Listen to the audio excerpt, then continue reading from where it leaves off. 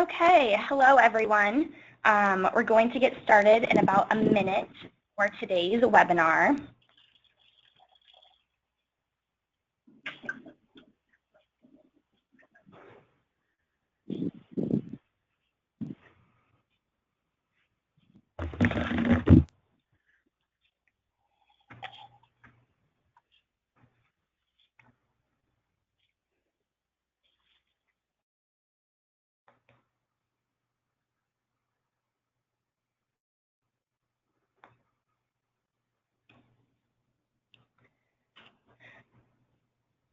All right, we're going to get started now. Hello, my name is Kaitlyn Langer, and I am a community coordinator at eFolder and your host for today's event. Welcome to our eFolder Partner Chat series. This webinar series brings together leading eFolder partners for business-oriented discussions. Today's topic is how to hire your first sales professional. This is part one in a webinar series about MSP sales strategies. Today, we are joined by Brendon Liner, President and Cloud Integration Specialist at Nology Network. Before we go through today, let's cover a few housekeeping items. Today's session is being recorded. The recorded version of the webinar will be made available on eFolder's YouTube channel. We will also make copies of the slides available to those who registered for the event. With over 200 people registered for today's session, we have put all participants in listen-only mode. You can enjoy the audio portion of today's event by either streaming it on your computer or by dialing it over the phone. Questions are strongly encouraged throughout. We have planned a special Q&A section at the end of today's discussion, but you may submit your questions as we go along, and we will try to address them on the fly. Today's presentation follows a logical flow. After introducing our partner guest, Brendon Liner, we're going to do a quick overview of some of the challenges MSPs face without having a full-time salesperson. We will then have Brendon share his experiences starting his sales team and some things to think about prior to making a hire, and then some best practices to consider when forming your sales team. Lastly, we will discuss how to implement quotas and compensation plans. Finally, we will open up the floor to questions from everyone in the audience. Now let me introduce Brendon. Brendon Liner specializes in cloud integration strategy and has more than 8 years of experience in the technology field.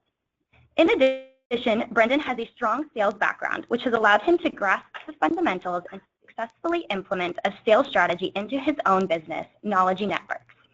Brendon, thank you so much for joining us today. Kaitlyn, thanks for having me. Great. So, Brendon, could you share a little bit more with us about Nology Networks? Absolutely. Thanks again, Kaitlyn, and hello to everyone on the call. To give you a little bit of background, as you can see here, we are an MSP and cloud services provider based in Minneapolis, serving pretty much the whole United States and a few international clients, but primarily our focus is on cloud services. So although we have some traditional MSP help desk type of services, we have a data center here in Minneapolis, as well as we are partnered with eFolder on some of their products to deliver, a full range of end-to-end cloud solutions for our clients, everything from virtual desktops and servers to file sync and storage through eFolder's Anchor platform, as well as data backup, hosted exchange, and other types of cloud services for clients. We typically serve clients in the mid-market, so under 100 employees is really where our sweet spot is for our market and where we can make the most difference in helping companies work more efficiently with technology and more reliably with technology. Great, thanks, Brendon. So MSP business owners face many daily challenges, and between all the other responsibilities of owning a business, like managing daily operations, providing tech support, and keeping the business on track with accounting, billing, and invoicing, sales can sometimes fall by the wayside. There just aren't enough hours in a day or week to focus on prospecting and recruiting new clients. Sometimes the clients you do find may not be the best fit. They might not have IT budgets or be unwilling to spend money on a managed service contract. In the long run, these clients may not be beneficial because they are not a good fit for your company and may not appreciate the value that you can add to their work environments. In consequence, not being able to grow your client base leads to not being able to scale your monthly recurring revenue or profits, and you may be challenged by lack of growth. However, when you do decide to move ahead and hire a dedicated salesperson, there are a host of benefits that you may not have thought of. You will have more time to focus on your core business operations and needs without feeling the sole pressure to find new revenue. Your salesperson will be focused on finding the right clients for your MSP, so your quality of prospects will be stronger, which in turn leads to more quality customers and clients who are a better fit. When you have clients who see the value you add to their businesses, you can create more lasting and sticky relationships. And finally, with a dedicated person solely to sales, your company will begin to see growth and scale to the next level. So now we're going to move on and how to hire your first sales professional. So Brendon, can you share some of your key findings for preparing your organization for a full-time salesperson?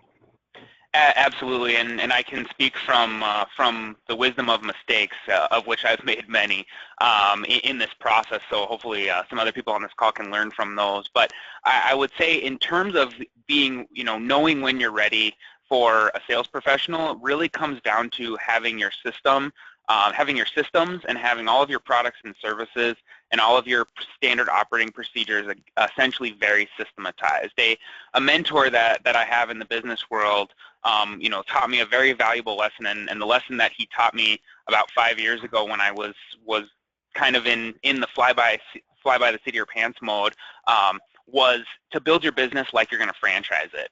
We don't have any goals to franchise our business, but building it like a franchise has really enabled us to make sure that we've got all of the systems in place and all of the procedures in place, not only for how do we provision and how do we turn up each and every one of our products, but having our sales process really firmly in place, having it tried, having it tested, and really showing that that it can succeed in growing the business, and then having measurable metrics. So having metrics around quotas and having metrics around conversions and those sort of things. You may be your company's only salesperson as an owner or something like that at this point. So you've got to dig in really and look at what do your sales look like, what are realistic metrics and things to track for your business, and really have those down into systems before you hire a salesperson. I made the mistake of hiring about 3-ish years ago my first salesperson, and at that time there was, he wasn't the right person in the end to hire, but it also boiled down to the fact that we weren't quite ready as a company with the right systems in order to bring that person in place, and so it wasn't successful for him, and it wasn't successful for the company. So we learned from those mistakes and put in a lot of systems into place, pieces of software as well to track sales, and I'll talk a little bit more about that later in the webinar, different pieces of software we use to make this successful. But really having those processes in place are probably the number one thing that you need to think about, because I can tell you from experience that just bringing someone in and training them on your products and then telling them to go sell typically is not going to work for most organizations. And then, of course, understanding your culture. So if no one on the call has read the book Traction, I highly, highly recommend it. That's part of the mentality of what we've used to build our business as an business operating system called EOS, or the Entrepreneurial Operating System. And one thing it really teaches you in there is how to make sure you're hiring the right people for your culture and your core values, and have the right people in the right seats for your company. Great, thanks, Brendon. And so going off of that, when you talk about hiring, can we kind of go into some of the factors that you consider when you're hiring your salesperson? Absolutely. Our main thing, and I'll talk about this more when we talk about the comp plan and how we kind of structure that with our different models, but really I want to find somebody that has similar alignment to me as a business owner. So, hiring a salesperson and paying things like one-time commissions and things like that typically don't align that person with your organization and with keeping your customers happy, and not basically selling a client and jumping and moving on to the next one. So, when we're looking for salespeople, in most cases, I am looking for someone that has a little bit of technology experience. They definitely don't have to come from a competitor or have, cloud or MSP sales experience, but I want someone that's passionate about technology and can be creative with the solutions. And honestly, you know, the most important thing is the likability, social ability of the person that you're hiring to hold a conversation, to keep the conversation going, and keep clients or prospective clients engaged in the process. So you need to find a happy medium, you know, of someone that you know, holds both sides of those qualities. Because, you know, me being a business owner in this market, you know, I think I'm a little more rare in that my background is primarily a technology sales background, starting this company. But I know other people that are in this industry and other partners I work with who are entrepreneurs in technology are usually coming from the technical side, and so they don't necessarily have the soft sales skills. They can really talk the talk about their products and services. So finding someone, you know, that is a supplement to that is really important as you're, you know, finding basically a person that's not like you to fit into that role. Awesome, thanks. Okay, so now moving into more strategy and best practices. So Brendon, can you tell me a little bit more about what you consider the discovery process? Yeah, absolutely. So in terms of when I was talking about, you know, documentation and processes, one of our processes is we have a documented discovery process that our salespeople go through on every single opportunity that they meet with. And what this process enables, oh, and one thing I should mention is it is a paper discovery process, and one of the things I've learned along the way is that salespeople will listen better and the customers are more receptive if you have a paper process. We've had a electronic process where we've, you know, tried to put notes on a tablet or something like that in the field, and we find that not only does that disengage you from the meeting that you're in, but it tends to kind of push off clients a little bit, where paper kind of gives the look that you're more of an active listener. So just some success that I've found. But in our discovery process, we have a series of categories that we go through with each and every client, and basically this written down process enables us to make sure, number one, you know, we don't miss any crucial details, and it also helps us to make sure that we don't leave any potential business on the table by not talking about or exploring one different aspect. And then part of our sales process isn't just about the technology and the support and the cloud services, but it's also about company cultures and making sure that you know, we're going to be a fit for this client, and that they're going to be a fit to be our client. I think that's one of the things that a lot of companies overlook, and I'm definitely guilty in the beginning, you know, before I had a lot of solid revenue, and I was kind of, hey, I got to eat, so they're going to sign the paperwork, let's do it. But you start to learn over time that fit between your two organizations is really important if you're going to have a long-lasting, you know, and positive relationship. So making sure your kind of cultures mesh and the expectations amongst your clients, you know, are very well laid out, and you kind of make sure it's a win-win for both sides, the client, as well as yourself. Great, thanks, Brendon. I love that you keep bringing up cultures. I think that's very important. Absolutely. So going off of that, I know you expect your sales team to really build a lot of relationships within the community. Can you kind of explain more of your strategy there? Absolutely. In case anyone's wondering, that's not me with the spiky hair in the photo, by the way. So, yeah, you know, the biggest thing for us is relationships and having long-term relationships with our clients. You know, we're very lucky in the way that we've built our culture around sales, that over the last 3 years, we've had less than 1% churn within our organization. And for those not familiar, churn is basically the loss of clients. So we have a lot coming in the funnel, and we don't have a lot dripping out the back end because of the relationships that we build with our clients. We have quite a few nonprofit clients, and we actively encourage our employees, our salespeople, our technical people to volunteer with those organizations. So be involved in what they care about, but also basically looking out for our clients. And what I kind of mean by this is, you know, all of your clients are in sales too. No matter what they do, you know, whether they sell toasters or appliances or they're a mechanic or whatever they do, they're also in the business of sales.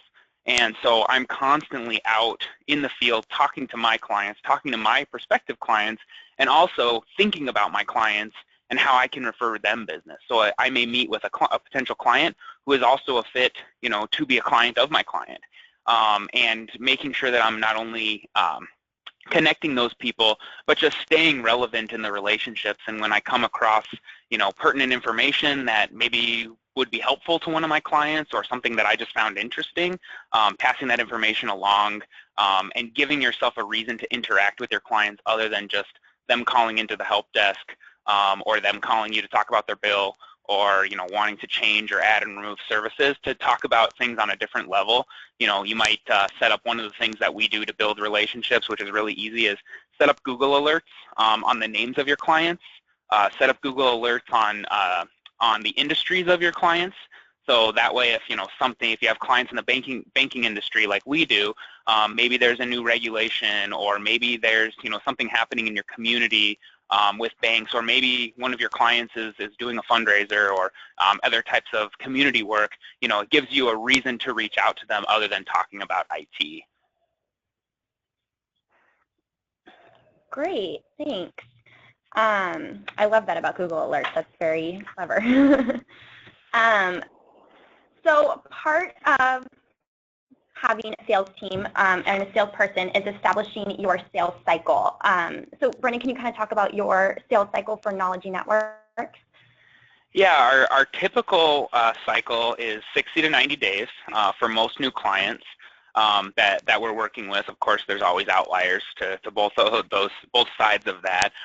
But one of the biggest things that we've found, and this is where a lot of competitors fail, which I suppose is good for us, but is the number of touch points that they have with those clients. So within that 60 to 90 day sales cycle, it's really important to be constantly touching those clients. I don't know who created this stat, but it's something that's widely out there if you Google and read about it, is that it takes on average about 5 to 7 touch points to close a deal in most cases. And I found that to be extremely true. And so just like I mentioned before, with the Google News alerts and things for your clients, it's also things that you can use for prospects as well, and it gives you a reason to touch those prospects without just touching them to say, hey, just following up again, and you said you're going to call me and you didn't. Hey, I just want to follow up. Did you have any more questions about that proposal I gave you? You can actually reach out with things that are more relevant than just checking in if they're going to move forward with you. If you see something new happening in their industry or a news article, you can send them. And I'll talk about the tools that we use, but we do use a CRM and a marketing platform called HubSpot, and that helps us do a lot of this and helps us automate a lot of it. So it's not that our sales reps are spending hundreds of hours doing this. A lot of it is automated by using third-party tools. So that definitely helps us quite a bit. Great. And here are the CRM kind of tools that you were mentioning. Yeah, so we're using Capsule, and we're moving everything into HubSpot now as our central location. So that's actually a project I'm working on at the moment. But having a CRM is extremely important, in my opinion. A lot of organizations use Excel sheets or whiteboards, and I use Excel sheets and whiteboards, but I also use a CRM system, and that really helps me to make sure that I'm staying on top of things. I get reminders of when I need to reach out to clients. I know what status my deals are in. I know, what's in my funnel, and I know my close ratios amongst my team, so I can say, hey, I've got, $80,000 in my funnel, and I know that my team's close ratio is, 50% on average, so I know that I'm going to close of that funnel $40,000 with the business. I kind of can keep track of all of that with the CRM, so it helps for budgeting, and it helps for me to really understand what's happening in my business. And like I mentioned, having metrics is really important, and so having those goals, having the financial objectives of what you're going to do in terms of sales are really important to set objectives. I still sell myself, and I set a quota for myself, and I hold myself to that. Even though I'm an owner, I want to be accountable just like the rest of my team is accountable, and I don't feel that it's fair to force them to have a quota that I can't achieve. So the CRM helps us stay competitive, and it also helps us be able to have one inside look into what we're doing and where we're at. And HubSpot is an awesome tool because not only is it a CRM, but it's a full-blown marketing and lead generation platform. So, I won't sit here and sell HubSpot, but I would encourage people to look into it. It's a very, very great tool to automate a lot of those touch points I talked about, and to really do a really good job of managing your leads and making sure stuff's not falling through the cracks. Great. And Brendon, we have a question. Sure. So do you train your team on how to use your specific CRM tool, or is that something that you kind of expect them to know and is part of your hiring criteria? No, we train them on it. The really nice thing about both Capsule and HubSpot is that they are very user-friendly, and they don't take a lot of, you don't have to spend 40 hours to figure out how to use them. They also both have a bunch of videos and knowledge bases. So typically, as opposed to training them on the CRM, we mostly train them on our policies and procedures of like, hey, what do you have to be putting in the CRM to make it qualify and those sort of things. But as far as the actual use of the CRM, mostly we just refer them to the resources that that HubSpot already has or Capsule already has. And what I will say for people looking at the solutions, we basically outgrew Capsule, but if you're a small organization, Capsule is great. It's dirt cheap. Costs almost nothing. It does a really good job, but it doesn't have any of the marketing integration. HubSpot's a lot more expensive, but it does have all the marketing integration pieces. So if you just are looking for a basic CRM, Capsule is a dirt cheap way to build that for your team, and we had good success with it, until we outgrew it. Awesome. I bet transitioning over is probably not very fun. Yeah, fortunately, most of it was we were able to kind of export, import, so it wasn't that bad. Oh, awesome. Great. I have a question from another partner, just to ask quickly. They're wondering why you are switching to HubSpot and not Salesforce. Well, there's a lot of reasons, and we vetted a lot of different solutions besides just HubSpot, and we decided to go with HubSpot. Number one, it's cheaper than Salesforce, so that is obviously a factor. But the biggest reason why we chose it is because it's basically 97% ready to go out of the box. So HubSpot does, it does 100% of what we need it to do as a CRM, and it was 90% ready out of the box, so really our team didn't have to spend very much time on customization. There were a few custom fields and a few custom workflows that we had to do, but it was not as time-consuming. Salesforce, when we actually, like I said, looked at Salesforce, it was going to be hundreds of hours of outside consulting, and I don't even remember the price tag, but it was insanely expensive implementation. So I think Salesforce is great if you just buy it and use it for the basic functionality, but if you want to integrate the marketing pieces, you want to integrate the email, you want to integrate landing pages, all that stuff starts to get really expensive. Great, thanks Brendon.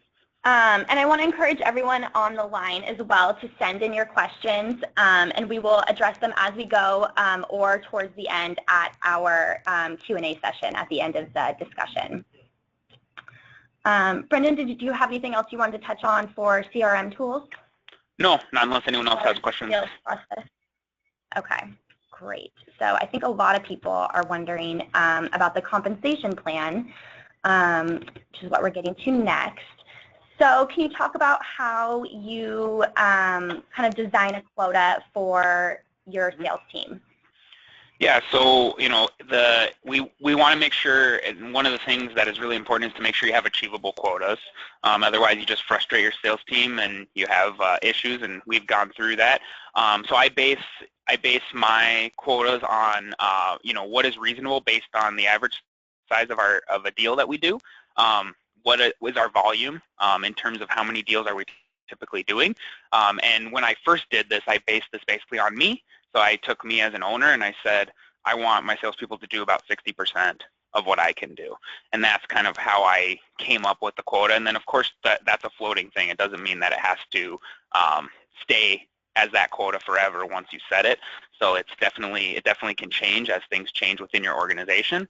But basically the quota was all realistic realistically achievable, and based on the two key factors, I think, is what does your average deal size look like, and how many deals are you doing a month, and kind of make your quota based on that. And then we also have a stretch quota. I don't think I mentioned that, so it's not in the PowerPoint, but we also have a stretch quota, and if you hit the stretch quota, then we give you like some multipliers on top of your commission. So basically you get bonuses for like going above and beyond your quota.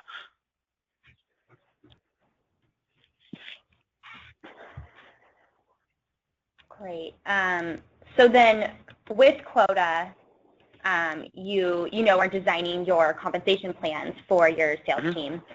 So I know you've mentioned that you have kind of two different plans that you try and go with. So can you talk about those?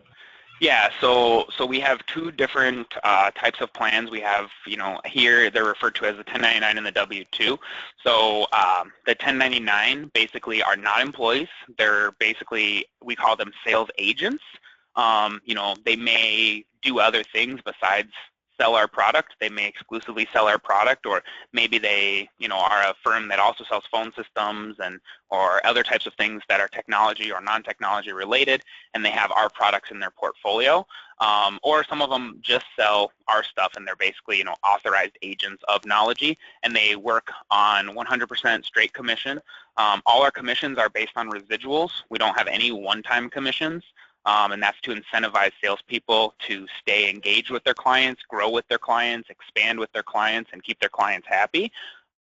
So we don't front load the commissions. We pay them a fixed percentage over the course of the client relationship, and it's evergreen. So it doesn't end at 3 years. The client stays with us for 10, then the agent gets paid for 10.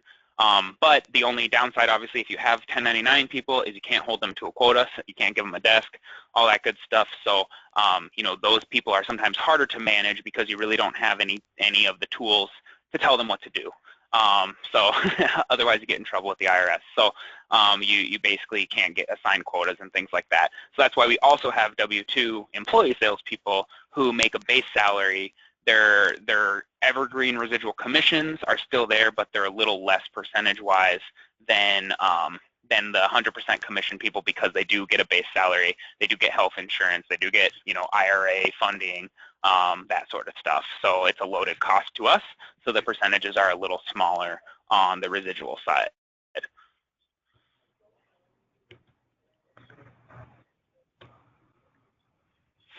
Great. So we have a question from someone who is wondering how you set your expectations for ramping up to quota.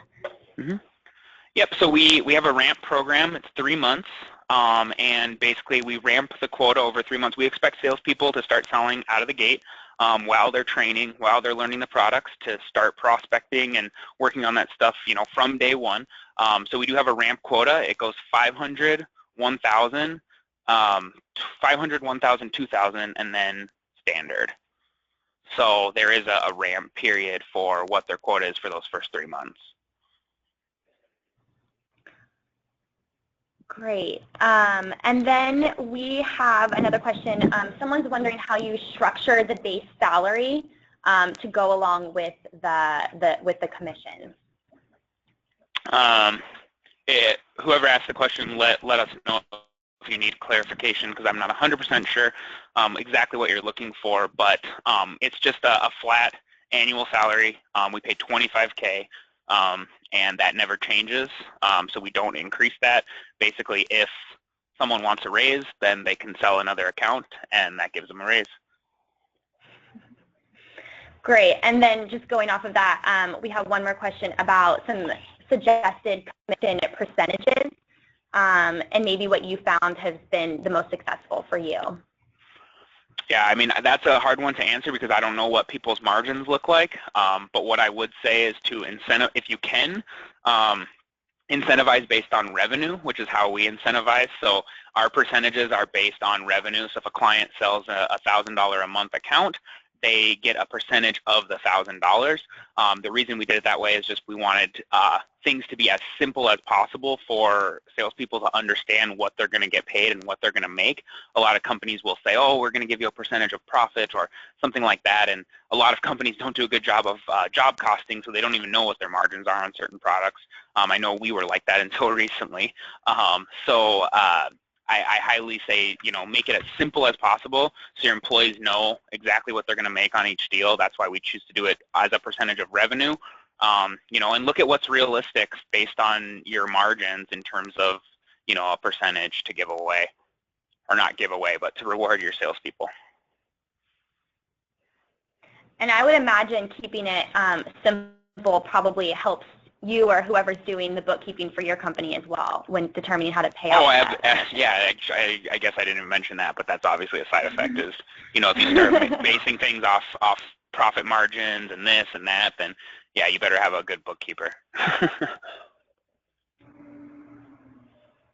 And I just like the fact that a salesperson, if I was a salesperson, I like the fact, I am, but I like the fact that someone can say, hey, I sold $4,000 this month. I know exactly how much my salary or my commission level is going to go up, rather than have to because I've worked in companies before where I had to make a spreadsheet and I had to have 42 VLOOKUPs and different columns just to enter my deals and figure out what I was going to get paid on them. So I like the simplistic method is much better. Great. Thank you. Okay, so we're going to move on to just a few more questions for Brendon before we open up to the floor for anyone else who has questions. So again, I want to encourage anyone on the line to send in their questions, and we will try our best to get them answered. So Brendon, first, and these are kind of questions just kind of summing up everything we've talked about so far. But how big of a sales team do you advise for MSPs? Based on your experience. Yeah, I mean, it's a hard one to answer. Yeah, it's a hard one to answer because every company is different and everyone's goals are different, and what they're trying to accomplish. But what I can say from speaking with salespeople who have come from bigger companies and kind of understanding where things kind of sit in the market, in my opinion, in order to keep your churn, your loss of clients down, and keep your salespeople happy, it seems like the magic number that, I've typically heard feedback on is about 4, and not getting too much past that. There's a couple of very, very large MSPs here in Minneapolis, and I've interviewed salespeople from those MSPs, and one of the things that they've said is, hey, I started when it was 3 salespeople, and now we're 28 salespeople, and the comp plans have changed, and it's gotten more complicated, and the culture has changed, and the dynamic has changed, and it's too competitive, and so that's just kind of some of the feedback that I've heard. But obviously, depends on what your goals are. If your goals are to sell as fast as possible, and you're not as worried about churn and those sort of things, then you may want to ramp up on a crazy amount of salespeople, or you may want to start with 1 and slowly move your way up.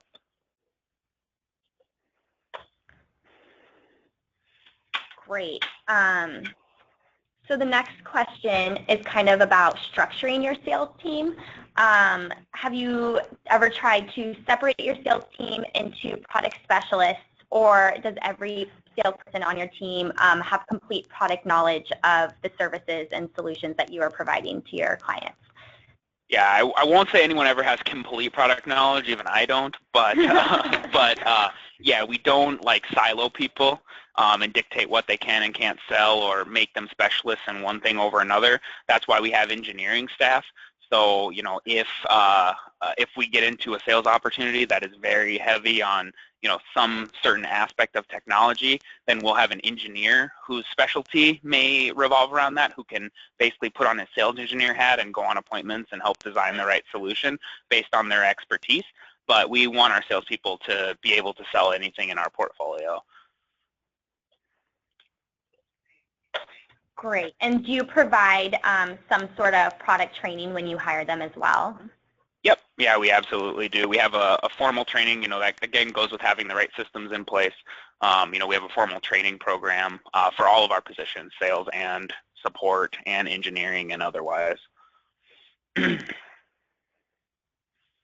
Great. And so another question, how do you keep a salesperson motivated month to month, outside of their monthly commission? Yeah, that was kind of just what I was going to say is money, it means a lot to people, and obviously that's important so people can eat and drive cars and all of that good stuff. But we definitely find that I would say that the number one most underused tool is gratitude and thank yous. It's you won't believe how far a simple thank you card or a pat on the back or recognition at a company function can do to motivate people more than money. There's been plenty of feedback I've gotten from employees, technical and sales and everything in between, on what that recognition, how meaningful that is. Just getting a handwritten card from their boss, saying thanks so much, because people are so used to getting chewed out when they do something wrong, and they don't get praised when they do something right. And so we really try and reward people not only with the praise, but also with sometimes unexpected gifts and things. Understand what your employees' hobbies are, and instead of getting your employees a gift card for Christmas, understand what their hobbies and what they like to do, and get them something that's more tailored to who they are. Those sort of things go a long way. I love that, and I think that kind of circles around to what you talked about earlier about just building a really great company culture as well for yourself. Yeah, absolutely. Great. Okay, so one more question. Do your quotas stay constant month to month, or do you change them every month? They generally stay constant. Like I mentioned a few minutes ago, we do evaluate it and we do make adjustments over time, but they generally stay pretty constant. And if they do get adjusted, it's explained to everybody why they were adjusted and how we came up with the new number, rather than just say, hey, it was 33,000, now it's 4,000, deal. We want to explain, like, why did we change it? How did we come up to that number? And why do we think it's still realistic? And we want to make sure we explain that. And we do that in all positions when we make changes within the company. We don't just implement policies as a company, no matter what department it is, without explaining to employees why we're implementing that policy. And that helps you get a lot more buy-in than if you just tell people to do it because you say so. Great, awesome. Thanks, Brendon. Okay, so that was the last of questions from me, the eFolder side, but now we're going to open it up to a few more questions from the audience. So we have a really great question. Someone is wondering how you advertise for sales representatives, and if you have a preferred audience or venue or channel that you might go through for hiring. That's a great question, and one that I will tell you is that we have had zero luck and success using any sort of commercially available platform, like an Indeed or a Monster or anything like that. We, at the bare minimum, we do post the job on our website, but other than that, we use. Sorry, I lost my train of thought there for a second. We use networking. So every single person that has worked for me or does work for me on the sales and marketing side has been a referral. So typically I reach out into my networks and basically explain to people what I'm looking for, and I, because everyone I've interviewed from Indeed and Monster and those sorts of ads, LinkedIn, have typically been garbage. Great. So I guess that goes back to what you kind of talked about too, is when you're networking, looking for maybe clients, you can also look for potential employees. Yeah, and I'm in a position where I don't have a ton of time. I don't have an HR department. I'm the one who's doing the interviewing. I'm the one that's doing the recruiting. So I don't have time to wade through, you post a sales position on LinkedIn and you're going to get, 1,000 resumes. And of the 1,000, 998 can't follow instructions, the simple instructions you put into the job description, like I need a cover letter. And of the other 2% that actually do follow instructions, usually they're either underqualified or they're not a good fit. And so you end up wading through 1,000 resumes to get one who you bring in for an interview, and then you end up just wasting a lot of time. And to everyone is different. Every market is different. Maybe in another city, it's a totally different world. But I know here, I have never had success with those methods. Great, thanks. So we have a question about your Evergreen commission strategy. Have you ever, or how do you keep a salesperson motivated once they've sold enough MRR to get them comfortable with their earnings? Do they ever get to a point where they don't need to sell anymore? Well, I mean, the simple answer is that they will lose those Evergreen commissions if they lose their job. So when I talk about Evergreen, it's only Evergreen as long as they work here. So you know, if they stop selling because they're comfortable making 100K, then they probably won't have a job for very much longer. So that's part of it. But obviously, you know, we give yeah. So you know, and obviously we give a lot of, you know, like you said, you know, employees, they may make a certain amount of money and they may be very comfortable, but their job is still to sell that quota, and we hold them to that quota, and they understand that that's why they're here. And we typically do a very good job of hiring people on the front end that we don't have to worry so much about that on the back end. Maybe that wasn't the greatest answer, but.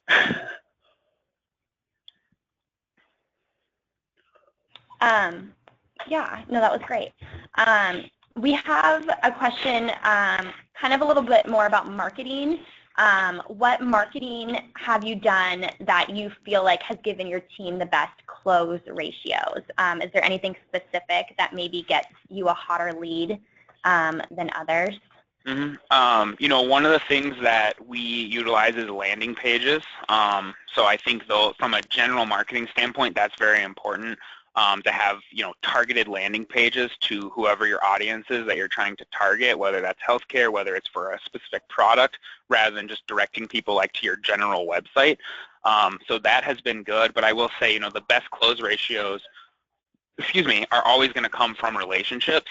So, you know, when we do cold calling, for instance, when we look at our cold calling metrics, we typically have a close ratio of somewhere between 8 and 15%, whereas when we look at relationship-based prospecting, like going to chambers of commerce, going to networking groups, doing events in the community, those close ratios then typically all of a sudden skyrocket to 60, 70+%. So we try and encourage our people to, you know, of course they need to be on the phones, of course they need to be sending emails, of course they need to be making connections, but we encourage people to do, you know, different areas of networking. So, you know, someone may be in a Minneapolis chamber and someone may be in a St. Paul chamber, and someone may be in a networking group in this part of town, or someone might be on a board of a charity over here. And we try to encourage people to take work time to do those things, because that's typically where the best close ratios are going to come from. Great. I think just a few more questions. I know you're kind of in the hot seat right now. No, that's totally fine. I know we've got like 10 minutes. So. We're getting a lot of great questions, so I think people are really, really interested in what you're saying. So we have a question about if any other industries, from your experience, if salespeople coming from other industries make a good transition to MSP sales, if there's a more successful industry that they're coming from. I don't know that I can, yeah, it makes sense. I don't know if I can pinpoint like an exact industry, but I can tell you that you want to bring on people who have sold, you know, what we call MRR, or monthly recurring revenue. So, you know, anyone that's selling a quote-unquote service that has monthly fees attached, I think can be a good fit, rather than somebody that comes from a background selling a product. So, you know, a lot of MSPs, I think, do sell a lot of hardware. We don't. We sell very little hardware because of our cloud focus. So for us, you know, someone that sold appliances, or someone that sold, you know, maybe they sold servers, or they kind of did big one-time contract purchases, typically aren't going to be a good fit for us, is what we've found. So someone that might be a great, you know, a great person at selling servers or laptops or cars, it typically isn't an easy transition to go to monthly recurring revenue. So having someone that has experience selling like phone and internet or alarms or things that have monthly service contracts associated to it, I think is the best option. Great. And I know you kind of mentioned that to me when we had a prior conversation about your kind of hiring strategy. Mm-hmm. So we have one more question, and this kind of goes back to, I think, at some point in the presentation, you talked about how you have your own personal sales quota and that you like to hold yourself accountable. Mm-hmm. Do you have, someone's wondering if there, what the consequence is if you don't hit your own quota, and how you hold yourself accountable. That's a good one. Well, I won't get fired probably, but I will get ridiculed and made fun of typically. And it doesn't happen that often, but it definitely does happen where I don't hit it. And that happens to everybody. So I think it partially shows that I'm human like everybody else. But I think I guess the biggest thing is I let my team have fun with it and, can ridicule me or, do whatever they want to do. Unfortunately, they can't fire me, but I don't think they'd want to anyway. At least I hope not. Yeah, it's not an easy question to answer because obviously I'm sort of above the law, but I try and hold myself to as high of a standard as I possibly can, and not let myself get complacent or put the onus on somebody else. It's got to be on me the whole time as well. Great, I like that. Holding yourself accountable. Well, great. We're just going to wrap up. So, Brendon, do you have any closing thoughts before we conclude today's webinar? I think the biggest thing is, like I said before, just make sure that you have all your ducks in a row, and that you've really thought through, where you're going and what you're doing. Because, like I said, I've made that mistake of hiring when we weren't quite ready to make that move yet, and firing someone is never an easy thing to do, and so luckily I've been in a position where I've only ever had to fire 2 people, but it's not fun and I prefer to avoid that. So making sure that when you do make that hire, you're ready for to make a commitment to that person as long as they're making a commitment to you, that you're both going to be invested in your mutual success. Great. Thanks, Brendon. So with that, that will wrap up today's webinar. Just a reminder that this is recorded and we will be sending out the recording and the slides following up later today.